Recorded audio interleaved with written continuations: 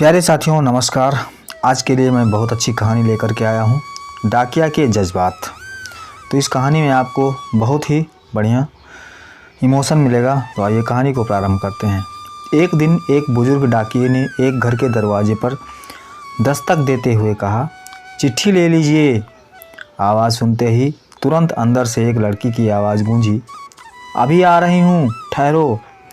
लेकिन लगभग 5 मिनट तक जब कोई ना आया तब डाकिये ने फिर कहा, अरे भाई कोई है क्या? अपनी चिट्ठी ले लो, मुझे और बहुत जगह जाना है, मैं ज़्यादा देर इंतज़ार नहीं कर सकता। लड़की की फिर आवाज़ आई, डाकिया चाचा, अगर आपको जल्दी है तो दरवाजे के नीचे से चिट्ठी अंदर डाल दीजिए, मैं आ रही हूँ और कुछ देर लगेगा। अब बूढ़े डाकिये ने झल्ला कर कहा, नहीं मैं खड़ा हूँ, रजिस्टर्ड चिट्ठी है, किसी का हस्ताक्षर भी चाहिए। तकरीबन 10 मिनट बाद दरवाज़ा खुला। डाकिया इस देरी के लिए खूब झल्लाया हुआ था।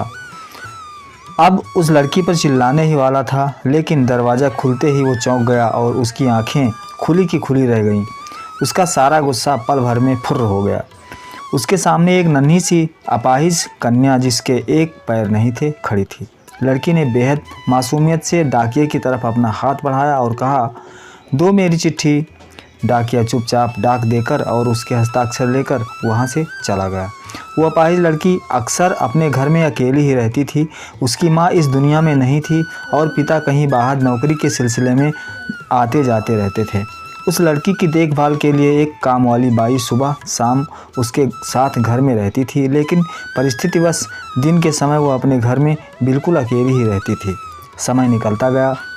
महीने 2 महीने में जब कभी उस लड़की के लिए कोई डाक आती, डाकिया एक आवाज़ देता और जब तक वो लड़की दरवाजे तक ना आती तब तक इत्मीनान से डाकिया दरवाजे पर खड़ा रहता। धीरे धीरे दिनों के बीच मेलजोल और भावनात्मक लगाव बढ़ता गया। एक दिन उस लड़की ने बहुत गौर से डाकिये को देखा तो उसने पाया कि डाकिये के पैर में जूते नहीं हैं। वह हमेशा नंगे पैर ही डाक देने आता था। बरसात का मौसम आया।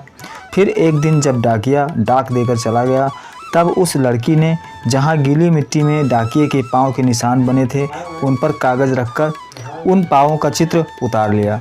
अगले दिन उसने अपने यहाँ काम करने वाली बाई से उस नाप के जूते मंगवाकर घर में रख लिए।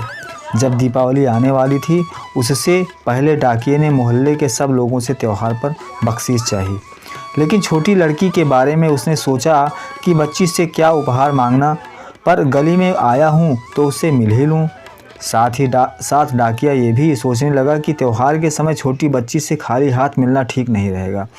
बहुत सोच विचार कर उसने लड़की के लिए 5 रुपए के चॉकलेट ले लिए।